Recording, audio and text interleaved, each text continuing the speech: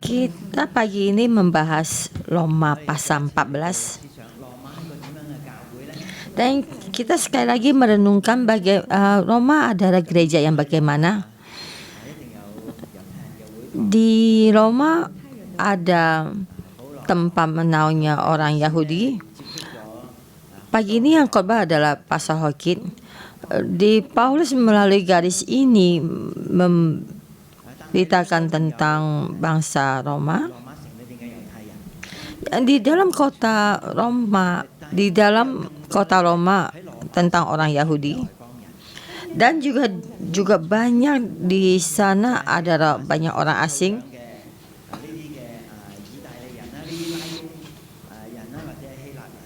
Di sini juga di dalam Roma banyak orang yang lahir di sana, dan misalnya sini orang Latin, ada orang Hirib, Yunani, dan juga orang Itali. Di sini di Roma itu banyak orang yang tinggal di sini.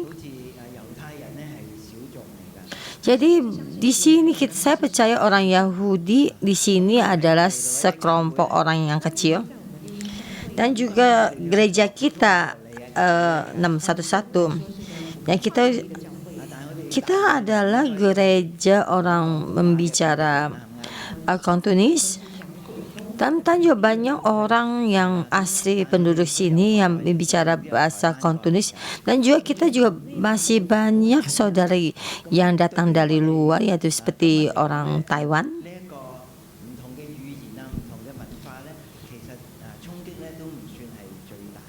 Sebenarnya terhadap kita orang yang beda suku dan bahasa, goncangan terhadap kita tidaklah terlalu besar. Tapi orang Yahudi dan orang asing di dalam masanya Paulus adalah suatu yang sangat besar, karena mereka mempunyai kehidupan yang berbeda, ada istiadat yang berbeda, dan juga tentang perayaan, dan juga tentang bagaimana boleh makan dan tidak boleh makan. Dan juga di sini membimbing bagaimana dia menentukan orang keluarga Syariat dan juga si Petrus, ya. Dan Yesus memberikan satu kepastian kepada Petrus tentang supaya Petrus ke keluarga Cornelius untuk memberitakan Injil mendapatkan keselamatan. Tapi Petrus di sana banyak pemikirannya sendiri, dan juga di sana Tuhan menurunkan satu helai kain dan banyak dengan binatang yang tidak haram, yang tidak boleh dimakan. Tapi Tuhan berkata padanya, kamu boleh makan yang tidak. Tapi Petrus berkata ini haram, tidak boleh dimakan. Tapi di sini orang Yahudi juga banyak membicarakan makanan yang boleh dimakan dan tidak boleh dimakan. Jadi Tuhan melalui makanan ini memberitahukan pada Petrus bahwa Tuhan mengasihi semua orang. Melalui ini supaya Petrus bisa melewati pemikiran ini, dan supaya Petrus bisa ke rumahnya Cornelius di situ untuk memberitakan Injil keselamatan. Dan di sini di saat itu orang utusan Cornelius datang untuk menemui Petrus, dan di sini Petrus memahami kalau sekarang itu Tuhan ingin memberitakan firman Tuhan kepada seluruh orang dan juga kepada orang asing. Tapi seperti Injil Galatia dibicarakan sampai Petrus sampai di gereja Ontenia. Itu gereja Ontenia adalah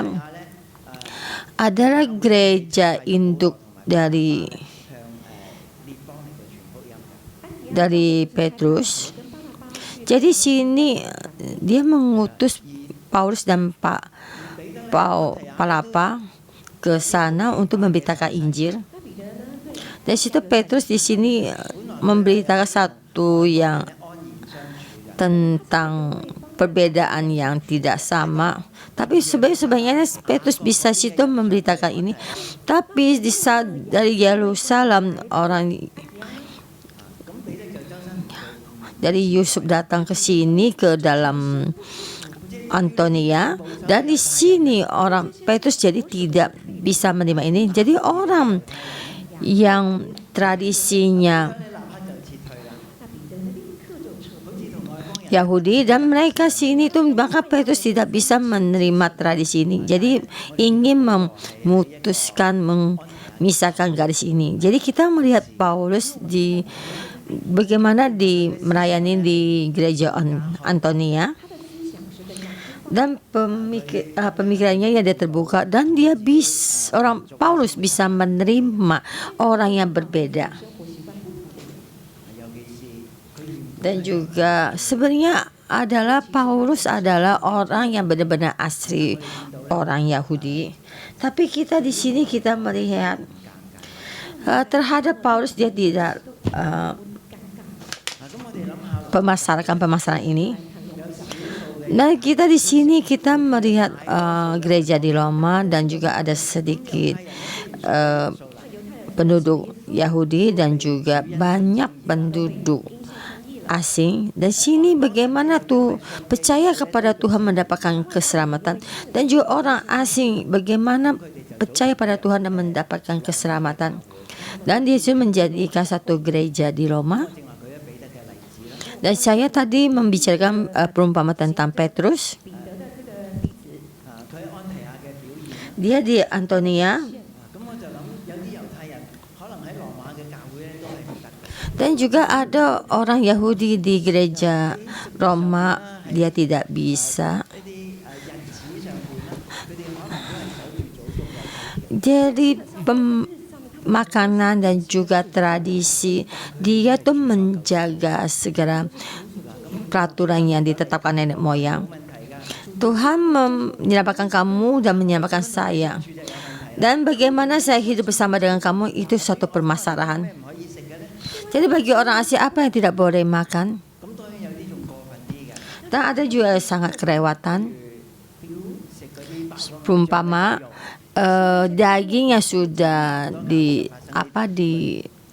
menyembah berhala dimakan. Dan di sini di gereja Korintus ya terjadi.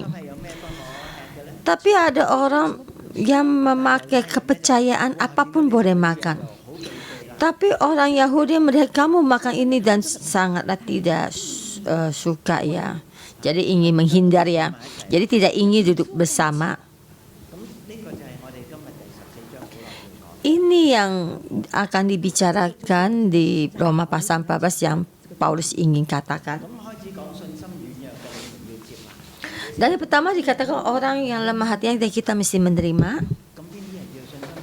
Dan ini orang yang bagaimana lemah hatinya. Dari dalam kepercayaan ini kita melihat orang Yahudi lebih dahulu mendapatkan keselamatan daripada orang asing. Dan kita melihat orang Yahudi tidak sebebas orang asing. Dia tidak lebih bebas. Jadi orang asing tidak usah begini. Kita di dalam Kristus karena percaya mendapatkan keselamatan. Jadi di sini Paulus berkata kita mesti menerima orang yang lemah imannya, bukan dengan hubungan dengan Tuhan.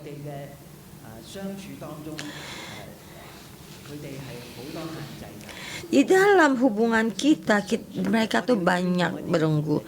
Jadi kita mesti menghormati kebiasaan. Jadi kita tidak usah mempermasalahkan ini. Jadi semua peta ini kita mesti akan merubah atau hubungan. Jadi tidak mengecam seseorang untuk membicarakan ini. Jadi kemungkinan untuk orang asing dia imannya lemah. Tapi untuk orang Yahudi kepercayaan yang tinggi, dia mempunyai kepercayaan ini.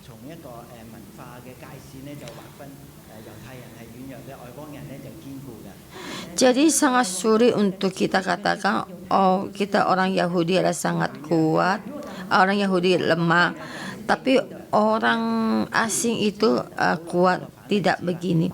Jadi contohnya adalah Paulus dan Petrus itu contoh yang lain. Jadi Roma adalah kota internasional. Jika di dalam Kristus tidak bersatu di dalam Kristus, ya bukannya membicarakan bagaimana kamu dan saya bagaimana hidup bersama, tapi di sini membicarakan seluruhnya di dalam Roma, kota Roma, bagaimana bersama, hidup bersama. Jadi sini bagi orang yang berbeda bagaimana datang ke gereja, di gereja banyak perselisihan. Jadi perselisihan ini bukannya karena pengajaran, cuma yang perselisihan ada perselisihan tentang bagaimana makan dan tradisi masing-masing. Dan kalian masih ingat kalau Stefan itu dipilih menjadi pemimpin, jadi orang Hirib, perempuan Hirib ini dipilih dan mereka merasa tidak adil. Jadi permasalahan ini bisa terjadi dalam gereja ini. Jadi Paulus datang untuk memberitakan ini karena percaya mendapatkan keselamatan. Jadi tidak ada orang tuh merasa diri kita lebih baik daripada orang lain. Di dalam salibnya Kristus, kita setiap orang juga mesti merendahkan diri. Karena kasih besarnya Kristus yang menyelamatkan kita, maka kita dengan kepercayaan kita menjawabnya. Jika semua begini, jadi bagaimana kita menekankan, menghancurkan kepercayaan orang, fondasi kepercayaan orang. Kamu ini tidak baik, kamu ini kurang baik. Kamu begini tidak bisa mengeluarkan percaya mendapatkan keselamatan. Jadi permasalahan ini mesti kita renungkan. Dan yang ayat kedua, ada yang memberikan apapun boleh makan, tapi orang yang lemah hanya makan sayur-sayuran. Tapi kita ingat waktu kita Daniel ya, Daniel berkata tuh makanan aja saya tidak makan, saya hanya makan sayuran dan air. Jadi karena orang yang makan jangan tuh menghina orang yang tidak makan, tapi orang yang tidak makan, dan jangan menghakimi orang yang makan. Tapi permasalahan Daniel ini sangat beda. Tapi kita di sini membicarakan Roma, bagaimana Kristen yang di dalam negara Roma yang hidup bersama. Kenapa kita jangan menghakimi? Yang utama karena Tuhan sudah menerimanya. Dan kita kembali kepada kitab Roma, karena Tuhan sudah menyelamatkannya, Tuhan sudah menerimanya.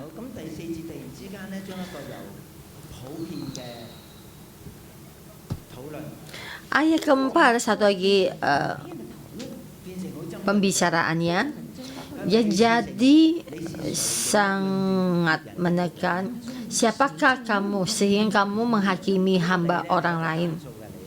Ini kamu ini ada kosakata satu tunggal.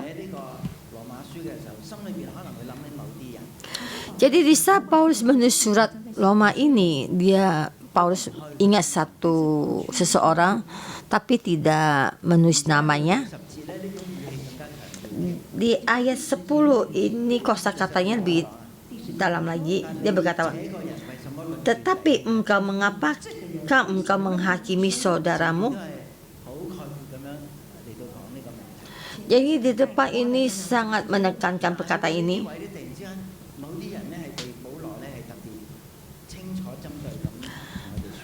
Jadi sampai di sini Paulus lebih menekankan dan bicarakan orang ini.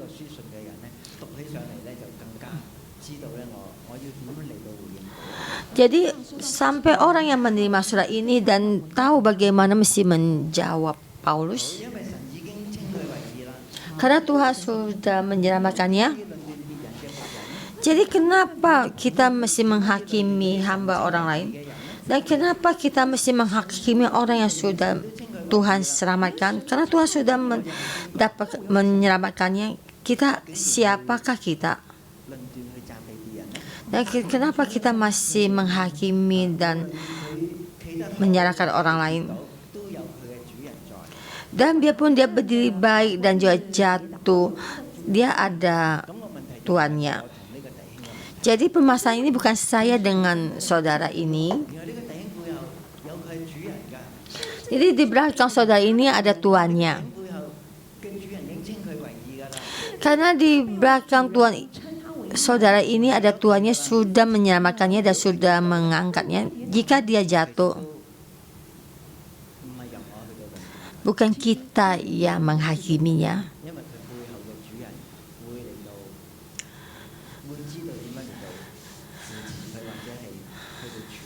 Karena tuannya bagaimana menopangnya dan membantunya.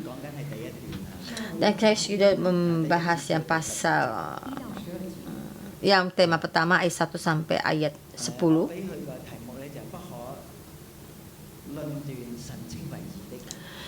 Saya memberi tema jangan menghakimi orang yang sudah Tuhan selamatkan.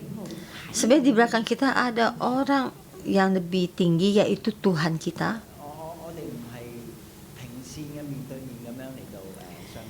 Kita bukannya dengan damai muka tatap muka untuk berhubungan, bukannya itu. Kita sebenarnya ada Tuhan, sebenarnya ada ketinggiannya Tuhan di belakang kita. Jadi Tuhan menyelamatkannya supaya dia bisa tetap berdiri. Ayat kelima, dan juga memberitakan cerita. Dan kita melihat itu hari. Dan orang tuh melihat hari itu sama. Ada orang juga melihat itulah berbeda. Satu hari lebih kuat daripada hari yang lain. Tapi sehatinya tetap dalam hatinya sendiri. Jadi saya membaca firman ini, kita mesti memperhatikan perkataannya, sebab menentukan tetap, bukannya dia tidak berubah. Bagaimana kita benar-benar dalam hubungan kita. Dia satu garis ini bagaimana hubungan kita, dan itu ini cara saya mengungkapkan saya. Kamu tidak boleh ngomong dan tidak boleh dibicarakan, dibahas. Dan ini bukan satu hubungan. Hubungan ada saat mendengar satu sama lain. Jadi hubungan adalah apa yang kita kerjakan, kita tetapkan, mempunyai satu kepercayaan diri. Saya merasa itu sangatlah sulit. Mesti ada percaya diri dan juga mendengar pendapat orang lain, bukannya menutup telinga kita. Dan saya itu merasa Tuhan menciptakan kita juga boleh. Setiap orang hubungannya ada terhubung. Jangan terhubung dalam Tuhan, bukannya kita sendiri-sendiri dalam kehidupan kita. Kita di dalam Tuhan juga hidup di dalam Tuhan.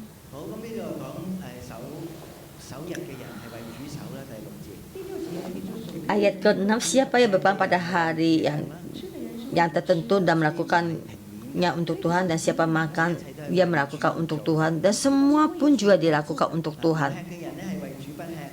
Yang tidak makan itu tidak makan bagi Tuhan, juga berterima kasih pada Tuhan. Jadi setiap orang tidak untuk kita hidup untuk kita sendiri dan juga mati untuk diri kita sendiri. Jadi sebenarnya permasalahan ini sudah dibahas di Roma pasal 6. Kita mati, Tuhan mati untuk kita di dalam hukum Taurat. Kita sudah mati. Jadi hukum Taurat di dalam kita tidak lagi membelenggu kita. Di pasal ke-7 dan 8 kita hidup untuk Tuhan. Tapi kita mati dan ini sama dengan Tuhan, dalam Tuannya, dalam kehidupan kita, dalam karakternya kita. Jadi Roh Kudus menguasai kehidupan kita. Jadi kita di dalam hukumnya kedagingan kita terlepaskan. Jadi saya tidak tahu apakah saudara-saudara semua mendengar, apakah sangat memahaminya, mendengar dengan serius. Karena Pastor Joshua sudah menjelaskan dengan jelas. Sebenarnya kita lebih dahulu lepas dari hukum Taurat. Tapi kita tidak ada hukum Taurat, apakah kita tidak tergoncang dari satu hukum Taurat? Sebenarnya kita baru merasakan di dalam kita ada hukum lagi. Di dalam tubuh kita ada satu hukum lagi. Siapa yang bisa membebaskan saya dari hukum mati ini? Di pasal ke-8 sudah dibahas, karena terima kasih Tuhan, karena ada rohnya Tuhan di sini, dan kita mesti memahami dan juga mengandalkan Roh Kudus untuk dalam kehidupan kita. Dan sini maka kita bisa dibebaskan. Maka dengan ini kita percaya mendapatkan keselamatan. Jadi biarpun orang yang mati dan orang hidup juga, karena juga mati untuk Tuhan dan juga hidup untuk Tuhan. Kamu dan saya juga bukan menjadi milik kita sendiri. Kita adalah menjadi milik Kristus. Ayat ke-8 yang terakhir. Sebab kita hidup untuk Tuhan, dan jika kita mati untuk Tuhan. Jadi baik hidup atau mati, kita adalah milik Tuhan. Kita sudah satu pandangan, kita tidak mati untuk Tuhan, maka kita tidak dibebaskan. Jadi kita bersama dengan Tuhan. Jadi tidak ada orang untuk mati untuk diri sendiri, tapi kita mati untuk Tuhan. Jadi maka di ayat ke-9, sebab itulah Kristus telah mati dan hidup kembali. Jadi kenapa kita masih juga menghakimi orang dan juga untuk menekan saudari? Kita mesti berdiri di dalam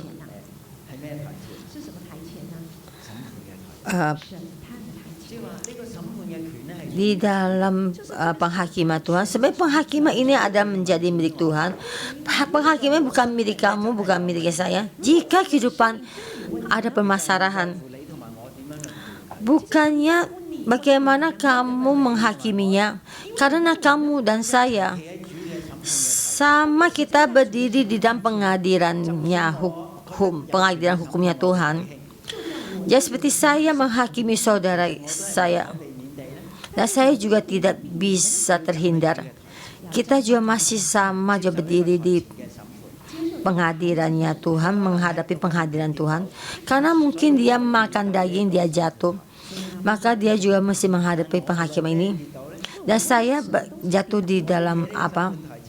Saya berdiri di dalam pengadilan penghakiman ini, karena saya menghakimi saudara, maka saya jatuh ke dalam penghakiman ini. Di saya menghakimi orang lain. Saya sudah merebut penghakiman Tuhan. Penghakiman ini adalah sebenarnya penghakiman Tuhan. Jadi setiap orang mesti berdiri di dalam pengadilan ini. Ayat 12. Demikianlah setiap orang di antara kita akan memberi pertanggungan jawab tentang dirinya sendiri kepada Allah. Dan kita bisa mempertanggungjawabkan kenapa dia makan daging, dan dia mesti menjawab kenapa dia makan. Dan dia mesti jawab kenapa dia menghakimi orang. Kita juga dihakimi. Jadi di ayat pertama, apa yang ingin Paulus bicarakan, kita adalah di bawahnya Tuhan. Jadi penghakiman adalah miliknya Tuhan. Jangan menyalahkan pondasinya Tuhan. bukannya kita orang Yahudi atau orang asing, semuanya juga sama, juga Tuhan yang menyelamatkannya. Ya seperti di dalam Roma pasal 8 ayat 33, Tuhan sudah menyelamatkan saya. Siapa yang bisa menghakimi saya? Kan sini Paulus sudah berdeklarasi. Dan sini ditaruh lagi di dalam pemasyarakatan, dan setiap orang juga bisa berbicara sama seperti Paulus. Dan siapa yang bisa menghakimi hambanya Tuhan?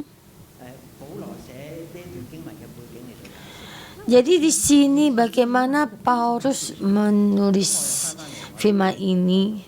Mari kita kembali lagi dalam ini. Sebenarnya kita menghakimi orang ya tidak memakai pemikiran otak kita, ya, otak besar kita. Sebenarnya bukan permasalahan itu bagaimana makan dan minum.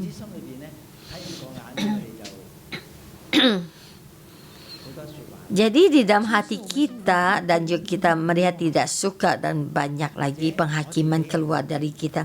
Jadi perumpamaan kita juga dihakimi orang. Dan kita akan membahas menghakimi orang.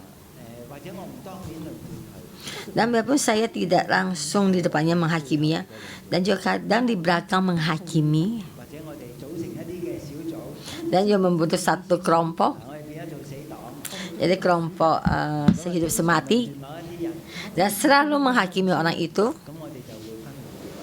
Dan kita akan menjadi satu membanding-bandingkan. Kadang juga di dalam saya grup kita, jadi saya grup menghakimi. Kadang kita tidak sadar. Di saat kamu dikatain hati kamu tidak seimbang, dan akan terus bagaimana? Dan juga ada terus merasa, dan banyak kata-kata yang kita katakan keluar. Dari sini pemikiran ini dan cara hidup kita, dan kita menanya diri kita sendiri, Tuhan kamu di mana? Tuhan, dia ngatain saya, dia adalah otoritas saya, tapi dia dengan begini mengatain saya. Jadi sekarang kita menghakimi otoritas kita, tapi kita mesti tahu kita diselamatkan, mendapatkan keselamatan, tapi otoritas kita juga sama diselamatkan. Siapalah kita ini, maka kita menjadi satu pengadilan kita yang mengadili orang, membuat orang kita adili di depan kita. Sebenarnya gereja ini ada gereja yang bertumbuh. Cuma di gereja ini apakah ada Tuhan? Setiap pemikiran kita, sebenarnya hubungan kita, semua karakter kita, apakah kita Tuhan ada di tengah-tengah kita? Sebenarnya kita ingin menghakimi orang itu. Kamu tahukah Tuhan di sini juga mendengar? Kalian tahu kan kalau Tuhan itu ada Tuhan yang menghakimi. Jangan kita merebut apa yang sudah menjadi milik Tuhan. Jangan kita merusakkan. Tuhan sudah menyelamatkan, karena percaya sudah mendapat keselamatan. Ayat 12 sampai 23. Saya memberi tema karena kasihnya Tuhan mendapatkan keadilan. Dan ini ada beberapa ayat yang sangat penting. Ayat 13, sisa kita menghakimi.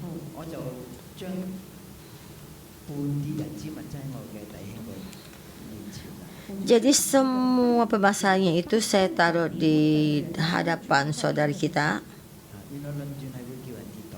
Jadi menghakimi bisa membuat orang itu jatuh. Di saat saya merasa saya dihakimi, saya juga bisa jatuh. Maka Paulus berkata kita jangan lagi menghakimi lagi. Ayat 14 sangatlah istimewa. Ayat 14 Yesus berkata, aku tahu dan yakin dalam Tuhan Yesus bahwa tidak ada sesuatu yang najis. Jadi suatu kosakata, sebenarnya ada dua kosakata. Dan saya tahu, yakin dan tahu, dan dalam hati saya percaya. Bukan dia tahu, tapi dia juga percaya. Jadi semua barang yang tidak ada satupun yang najis. Dan pemikiran ini, jadi kita melihat Paulus adalah orang yang sangat luas. Jadi Tuhan menciptakan semua barang itu kudus. Jadi seperti Petrus, kehidupan yang terdahulu, dia sangat sulit untuk percaya. Jadi di dalam pemikirannya itu najis dan kudus ya. Jadi hanya di dalam pemikirannya ini. Tapi kita juga renungkan kembali, Paulus sebenarnya juga orang Yahudi yang sudah di-training di dalam orang Farisi, sekolah Farisi.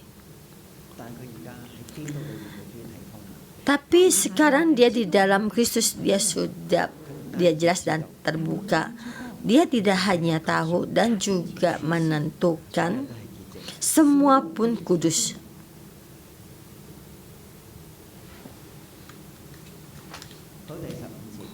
Ayat 15. Sebab jika engkau menyakiti hati saudaramu oleh karena sesuatu yang engkau makan, maka engkau tidak hidup lagi menurut tuntutan kasih. Dan ini ayat 15 ini ada hubungan dengan ayat 13. Ayat 13 dibahas.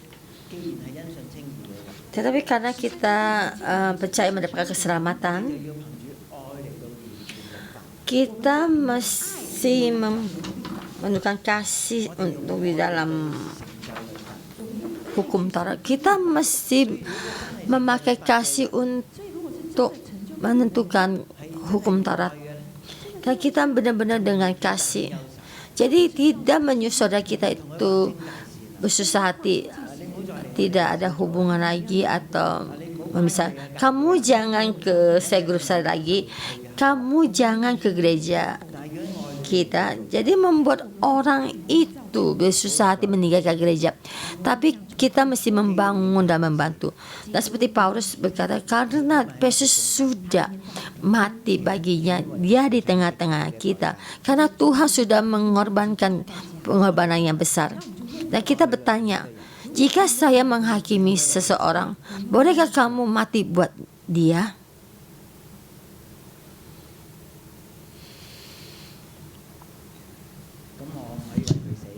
Dan saya tidak bisa mati buat dia. Kenapa kita campur tangan? Karena Tuhan Yesus sudah mati buat dia.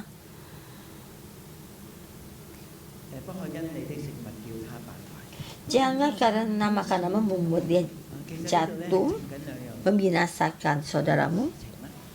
Di sini ada dua permasalahan. Di sisi ini Kristus mati baginya. Ya, sisi ini ada tentang makanan. Apakah kita bermasalah sepele? Merusak pondasi kepercayaan orang ini. Kita kadang di dalam suami istri banyak permasalahan yang sepele. Dan seperti Simu berkata, Pastor Hoki, kamu permasalahan ini ada permasalahan sepele. Karena sendok dan juga tas membuat perekonomian ini tidak bahagia. Apakah pernikahanmu lebih penting daripada sendok dan tas ini? Apakah lebih penting?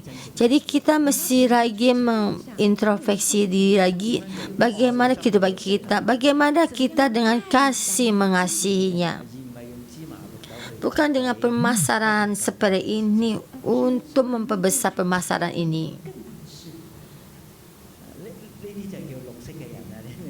Ini yang dikatakan orang yang hijau. Jadi pemasaran yang kecil ini kita lihat sangat besar, diperbesar-besarkan.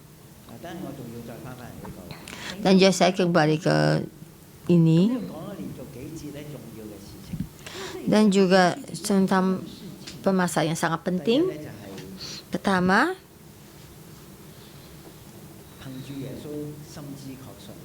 kan mengadakan Tuhan Yesus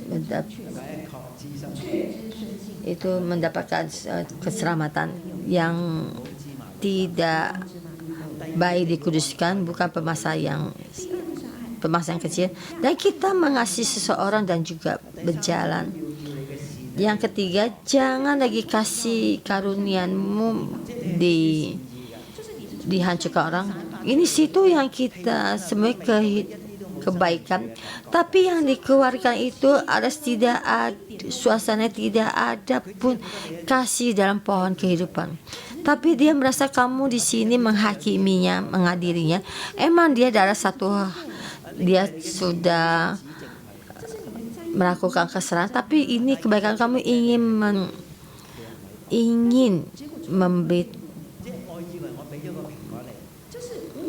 memberi nasihat kepadanya. Kamu merasa kamu sudah memberikan dia satu apel, tapi kamu memberikan satu pisang yang sudah busuk, tapi kamu merasa kalau kamu masih memberikan dia ada apel yang bagus, tapi kamu tidak merasakan kamu sudah memberikan pisang yang busuk.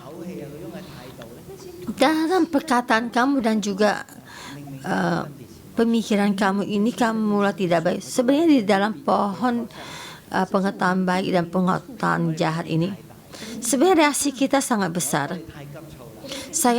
Kita sangat terburu-buru.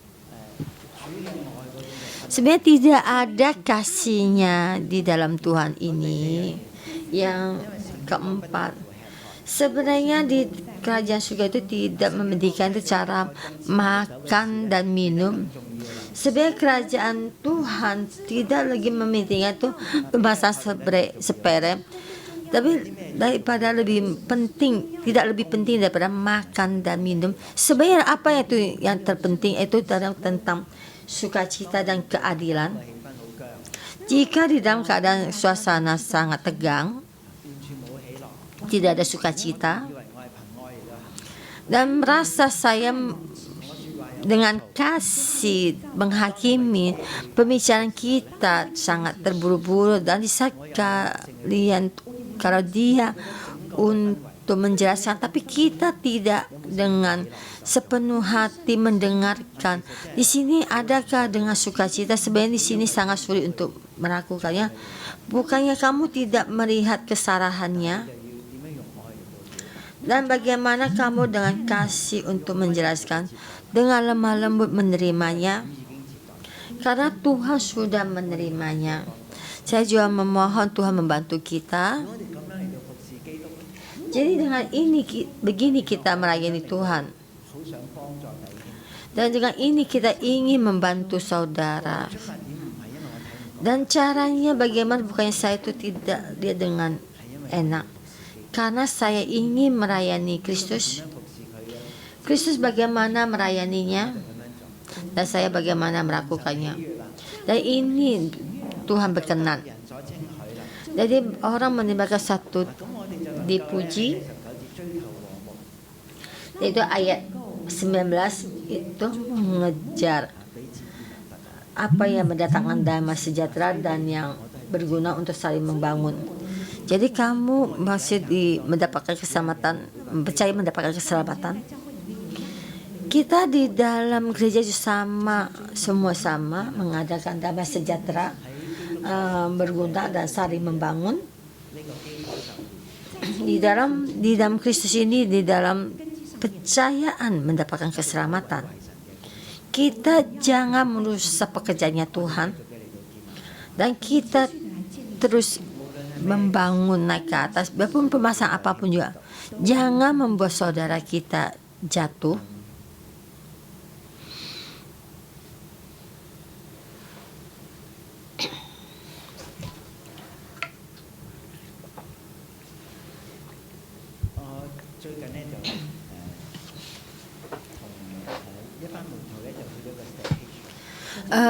Saya berkali ini sama murid-murid saya pergi staycation itu dalam campingnya.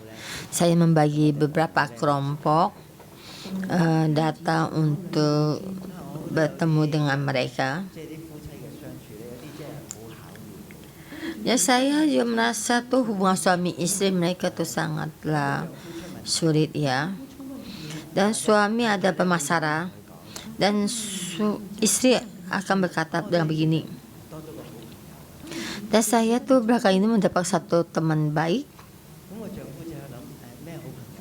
Dan suami bertanya, siapa teman baik? Apa sekelompok orang ini? Atau apa di dalam gereja kamu bertemu dengan teman baik? Dan di saat suaminya berpikir, dia menerka dan istrinya geleng-geleng kepala. Terus berbincang dan akhirnya suami tahu. Dan ternyata dia memberi banyak uang waktu untuk orang itu. Tapi orang ini tidak di dalam kehidupannya, yaitu handphone dan juga komputer. Suaminya menghabiskan waktu ini pada orang ini, dan bagaimana suami itu memperkenalkan game ini pada istrinya, dan bagaimana hebatnya dan bagaimana bagusnya.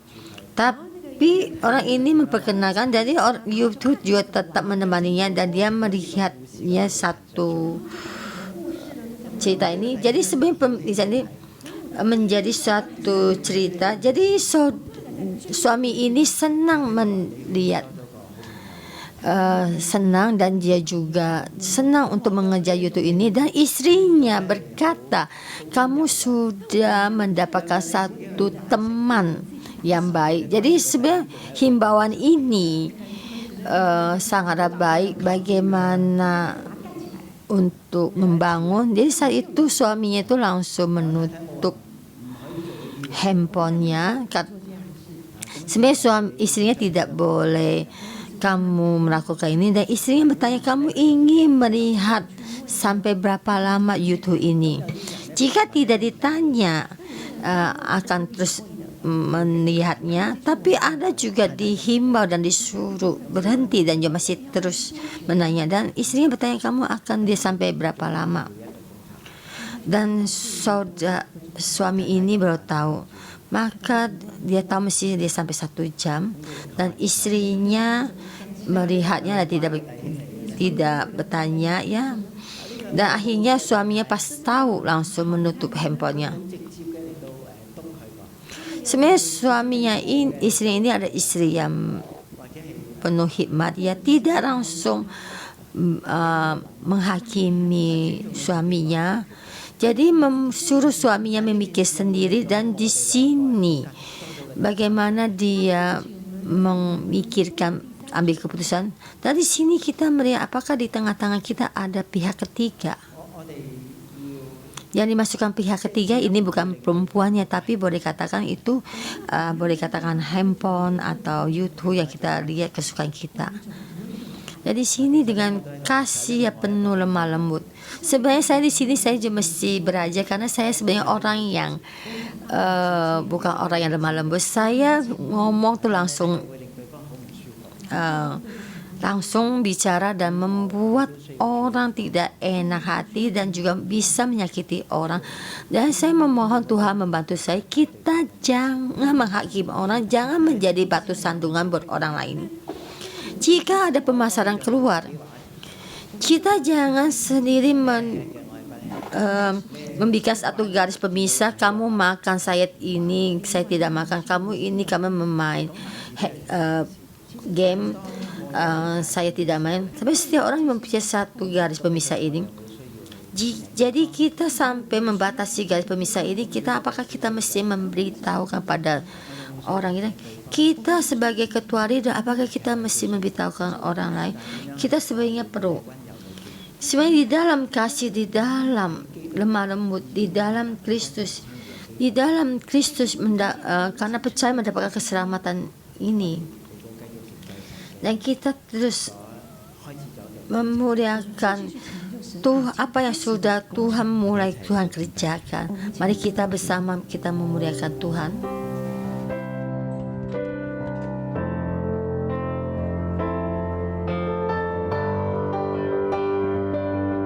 Jesus, we worship you. Jesus, you are the righteousness of God, and you are the Son of Man, and you are the kingdom of God. Let's all stand and worship Jesus' name. Jesus. Jesus, God's righteousness revealed,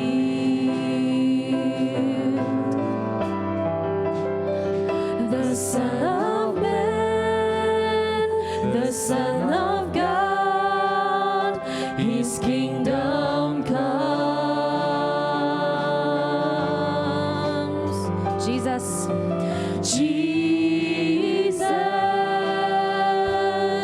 redemption sacrifice, now glorified, now justified, His kingdom comes,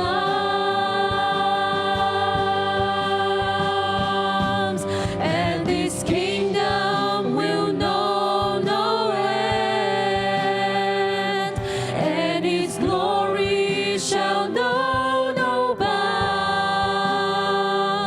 for the majesty and power of this kingdom's King has come, and this kingdom's reign, and this kingdom's rule, and this kingdom's power and authority.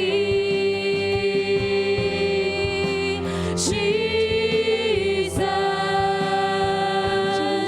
God's righteousness revealed.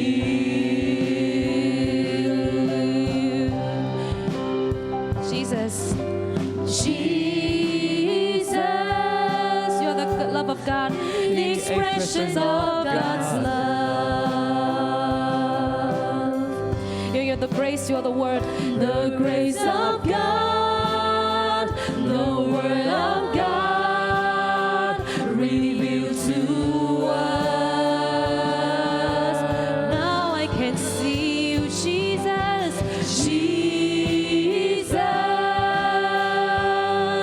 God's holiness displayed. Be glorified, now glorified, now justified, His kingdom come, and His kingdom will know no end, and His glory shall know no bounds, for the majesty and power of this kingdom's King has come, and His kingdom's reign, and this kingdom's rule, and this kingdom's power and authority.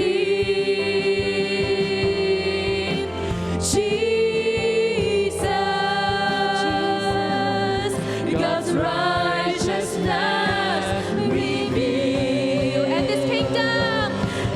this kingdom will know no end, and its glory shall know no bounds, for the majesty and power of this kingdom's King has come.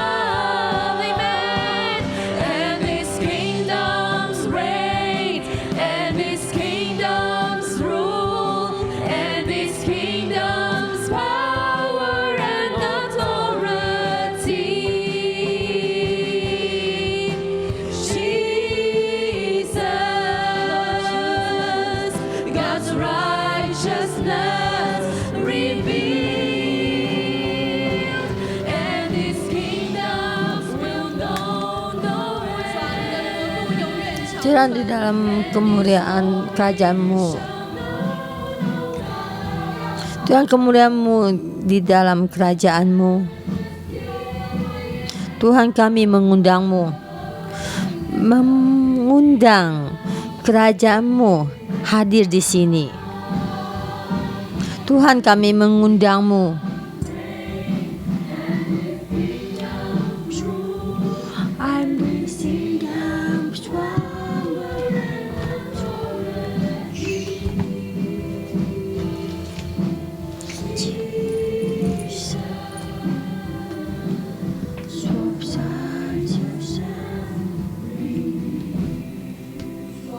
Tuhan, kerajaan-Mu sampai selama-lamanya. Tentang keadilan di tengah-tengah kami, Tuhan, kami mengundang-Mu. Di saat kami sini memuji-Mu, kami mengundang kerajaan-Mu sampai di dalam gereja ini, sampai di dalam keluarga kami, dalam kehidupan hati kami. Tuhan, kerajaan ini di tengah-tengah kita. Allah Bapa, kami mengundang-Mu.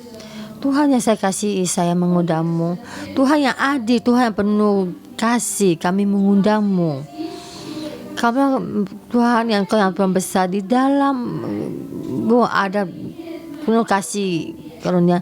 Di dalam-Mu ada kisah kasih, kalau tidak ada pengampunan dan juga kasih. Soalnya Tuhan, kami di hadapan-Mu, setiap orang juga di kesemetan di hadapan-Mu sama. Tuhan, kami mengasihi kami setiap orang bersama kita, karena kami berdoa satu, karena kami ada anak-anak-Mu. Kamu mengasihi orang tidak di dalam berunggung, karena setiap orang percaya mendapatkan keselamatan. Tuhan, kami berterima kasih, kami memuji-Mu. Kita datang di keluarga Tuhan, di keluarga Tuhan penuh kasih. Cuma kita, bagaimana kami orang yang dahulu, kami Tuhan, Kau menerima dan penuh kasih karunia. Sebenarnya kami dahulu orang yang tidak pantas dikasihi. Kami di dalam ini, dalam kuasa kita, dalam saudara-saudara datang untuk mengasihi kita. Dan saudara-saudara semua, mari kita berterima kasih. Kita sudah datang di dalam keluarga Tuhan. Kita di dalam sebab itu kita dikasih dan kita dilindungi. Dan kita bersama membuka mulut kita dan kita berterima kasih. Tuhan, kami berterima kasih dan memuji-Mu. Tuhan, terima kasih untuk kasih-Mu. Kami adalah sebenarnya orang yang tidak pantas untuk dikasih, tapi karena kasih-Mu Tuhan kepada kami, maka kami dirayakan di hadapan kami, rakyat mendapatkan kasih karunia dan pengampunan ini. Tuhan, kami berterima kasih dan memuji-Mu. Kepercayaan kami ada sangatlah banyak kelemahan ini, tapi Tuhan, kami menerima kami dengan kasih-Mu yang besar untuk memperbarui kehidupan kami. Kami memberi sampaikan terima kasih yang besar hari ini, seperti surat Paulus, dan Engkau berbicara kepada kami yang kepercayaan yang lemah, kamu mesti menerima. Dari sini Tuhan, Engkau terus memberitahu pada kami, kamu ada siapa, kamu menghakimi hamba orang lain, entah dia berdiri, entahkah ia jatuh, itu ada urusan Tuhannya sendiri, tetapi ia akan tetap berdiri karena Tuhan berkuasa menjaga dia terus sendiri. Dan ya, kenapa kamu menghakimi hari, karena kita mesti berdiri di hadapannya penghakiman Tuhan sendiri. Saudara-saudara semua, kita sekarang kita duduk, kita berteduh, dan kita merenungkan kembali mulut kita, hati kita, apakah akan selalu menghakimi orang lain? Menghakimi orang lain, banyak yang kita lihat tidak enak di hati kita. Kenapa orang ini berbicara ke saya dengan begini? Bagaimana kita menghakimi orang? Apakah kita dihakimi, roh kita terluka? Saya ingin sekarang kamu mencari satu orang yang kamu kenal, berdua, atau mencari orang di samping kamu, saling berbagi kelemahanmu. Kita setiap orang juga lemah. Kita membagi di sisi mana kita kelemahan kita, dan kita sering menghakimi orang, atau kita tidak percaya orang Tuhan akan percaya mengasihimu. Di dalam sisi apa kamu mendapatkan kelemahan? Berikan satu contoh, kamu beritahukan kepada temanmu, kamu ingin orang itu bagaimana menjawab. Ya, contoh di dalam perayaan kamu tuh tidak seimbang.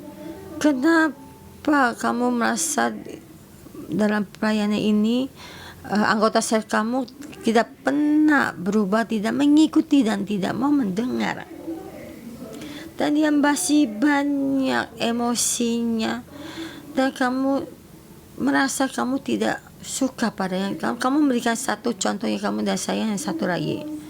Kamu dengan kasih menerima kelemahannya, dan boleh kemungkinan saya juga sangat lemah, dan juga kamu mendoakannya.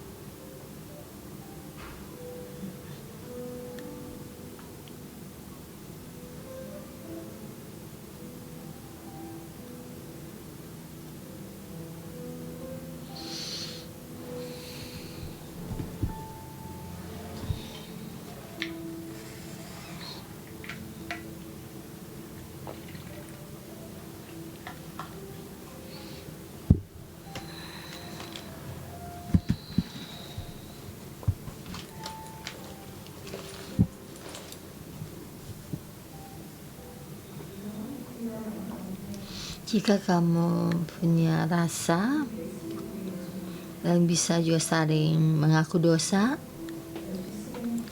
memohon Tuhan mengampuni, dan juga ketidakpercayaan kamu, keraguan-raguan kamu. Kita hanya melihat serumba di mata orang, tapi tidak melihat barok di mata kita. Memohon Tuhan ampuni, bantu kita.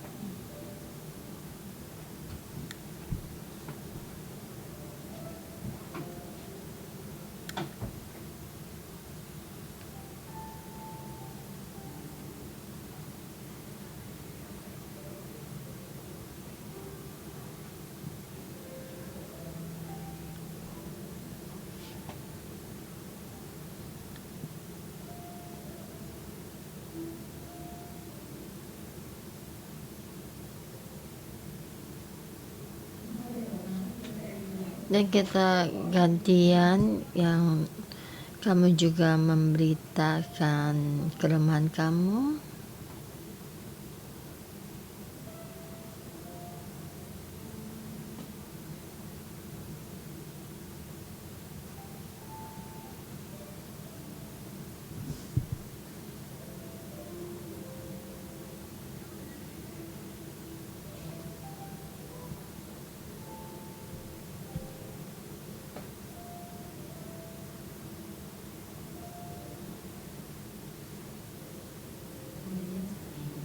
Mari kita bersama bangkit berdiri. Bersama kita bangkit berdiri. Tuhan Yesus, kita menjadi orang di hadapan-Mu, Tuhan, di dalam penghakiman Tuhan. Tuhan, kami menjadi penghakim kami, Tuhan. Engkau mendengar pengakuan dosa kami. Engkau ampuni kami.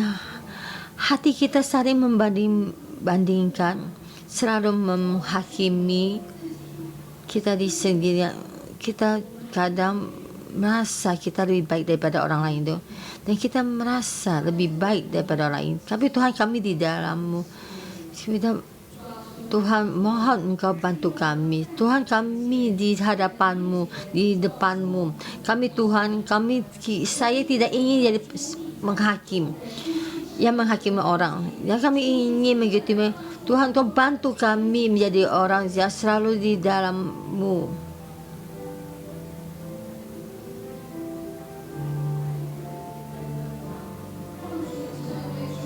Biar Tuhan menjadi Tuhan.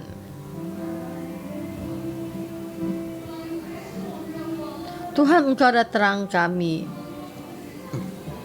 Dan Tuhan, diampuni segala kesalahan kami dalam menghakimi.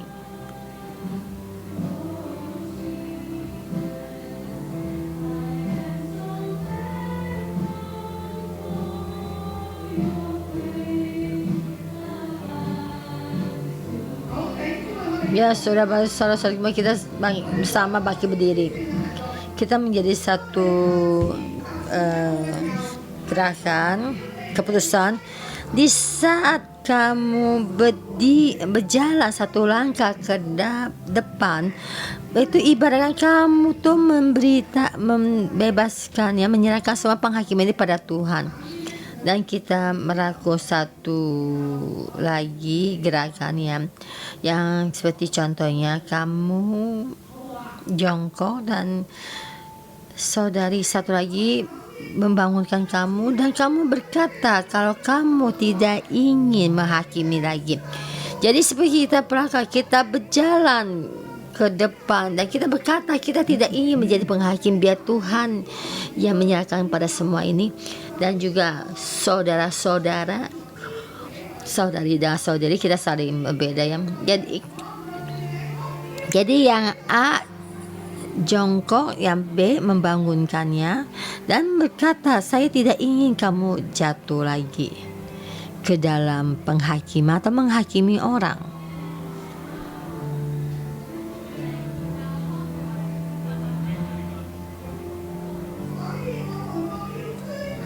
Jadi kita orang yang masih menjaga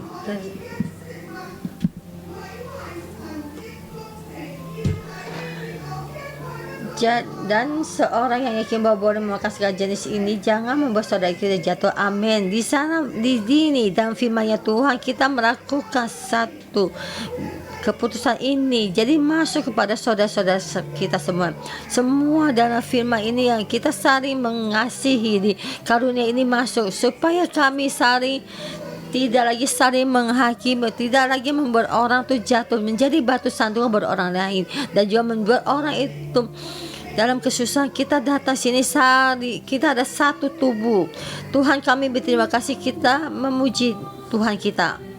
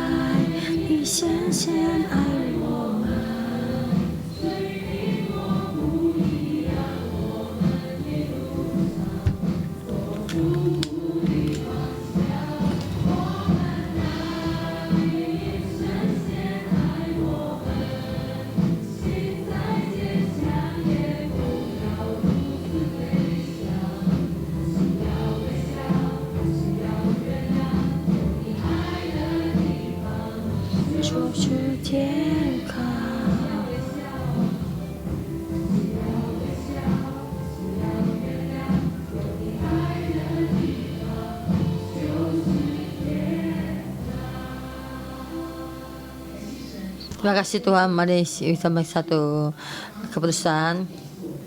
Jadi sudah sadar dan saya melakukan berbakti. Saya ingin kalian meletakkan tanganmu di dalam dadamu. tangan kiri kamu letakkan di kepalamu dan berkata, Tuhan, saya menyerahkan kehidupan saya semua tuh yang menghakimi, saya serahkan padamu. Saya menyerahkan kehidupan kita tuh dalam untuk menghakimi orang, saya serahkan padamu. Dan kita melakukan satu gerakan ini. Tuhan Yesus, sekali datang di hadapanmu. Semua saudara-saudara semua, dan termasuk saya sendiri juga, saya mendoakan dalam Tuhan Yesus memberkati mereka seperti firman pagi ini. Tuhan sudah menyelamatkanmu, sudah menerima kamu sebagai saudara-saudara semua, dan juga termasuk keluarga yang kamu kasihi. Tuhan Yesus memberkatimu. Mulai hari ini, apa yang kamu pikirkan, apa yang kamu renungkan, apa yang kamu katakan, apa yang kamu kerjakan, seperti firman yang katakan, untuk Tuhan, untuk bekerja untuk Tuhan, tidak bekerja kepada Tuhan dan bekerja pada Tuhan, dan makan untuk Tuhan dan tidak makan untuk Tuhan. Dan Tuhan memberkatimu. Apa yang kamu katakan dari mulutmu ada kasih, kata yang membangun. Bisa kamu membicara juga di dalam hati, berpikir, bisa orang ini di dalam apa yang saya katakan dalam kehidupan itu ada baiknya gak di dalam kehidupannya, sampai bisa membangun atau memberkati orang itu. Dalam nama Tuhan Yesus, saya memberkatimu, termasuk saya di sini. Hati saya, pemikiran saya, dan mulut saya juga dimuliakan Tuhan. Dan juga apa yang penuh kasih. Jadi kita di dalam ini, kita mengasihinya, bukan kita menghakimi, dan bukannya ada Tuhan di depan kita mengasihi, penuh lemah lembut mengasihi. Dalam Tuhan Yesus, saya memberkatinya. Mulai hari ini, menurut saya ini, apa yang keluar dari mulut saya ini ada dalam buah dari Roh Kudus, dengan kebenaran, damai, sukacita. Ada tempat di mana saya ada sukacita, ada kamu, ada keadilannya Tuhan. Tapi bukannya keadilan kamu, tapi keadilan Tuhan. Kamu menjadi orang yang membawa damai. Dalam Tuhan Yesus berdoa, haleluya, amin. Berkati kalian semua.